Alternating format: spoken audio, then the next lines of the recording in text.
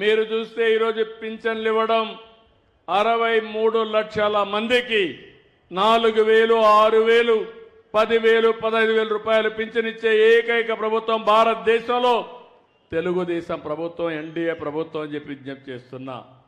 ఎక్కడ ఎవరు ఇవ్వడం లేదు. 33,000 కోట్ల రూపాయలు ఖర్చు పెడుతున్నాం.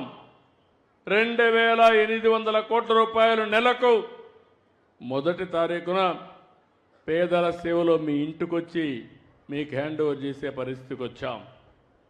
దీపం నేనే పెట్టాను, వంట గ్యాస్ ఇచ్చాం. ఇప్పుడు దీపం 2 కింద 3 సిలిండర్లు మా ఆడబిడ్డలకు ఇస్తున్నానని చెప్పి కూడా నేను మీకు తెలియజేస్తున్నా. అది కూడా కొన్ని ఇబ్బందులు ఉంటాయంటే ఆలోచిస్తున్నాను, ఇంకా ఏమైనా ఇంప్రూవ్ చేయగలుగుతామా? అవసరమైతే 4 నెలలకు ఒకసారి ఎవరైతే సిలిండర్లు తీసుకుంటారో మీ అకౌంట్కే డబ్బులు వేస్తే మీరు ఎప్పుడు కావాలంటే అప్పుడు తీసుకునే వెసులుబాటు మా ఆడబిడ్డలకు ఇస్తామని చెప్పి కూడా విజ్ఞప్తి చేస్తున్నా. అన్నా క్యాంటీన్ పెట్టాం, పేదలకు 5 రూపాయలకే భోజనం పెడుతున్నాం. మెగా డిఎస్సీ పెట్టాం. ఎవరైతే యువత ఉన్నారో మీ అందరికీ ఉద్యోగాలు ఇప్పించే బాధ్యత నాదని చెప్పాను.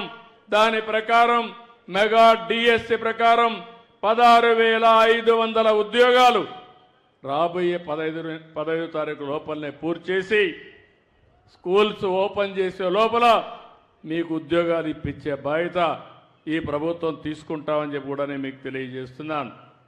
ఇది కాకుండా ఇంకో పక్క అన్నదాతకి 20,000 రూపాయలు ఇస్తా అన్న కష్టాలున్నాయి, ఇబ్బందులున్నాయి. కేంద్రం 6,000 ఇస్తుంది, రాష్ట్రం 14,000 ఇవ్వాలి. 3 విడతల్లో వారిచ్చే డబ్బులకి అదనంగా మనం కూడా 3 విడతల్లో అన్నదాత కార్యక్రమాన్ని పూర్తి చేసే బాధ్యత కేంద్రం వేసిన రోజునే మీ అకౌంట్లో డబ్బులు వేసే బాధ్యత తీసుకుంటామని చెప్పి కూడా నేను మీకు తెలియజేస్తున్నా. తల్లికి వందనం కూడా ఇస్తానని చెప్పాం. సూపర్ 6 చెప్పాం. నేను ఒకటి హామీ ఇస్తున్నాను, తల్లికి వందనం కూడా తొందరలోనే ఇస్తాం.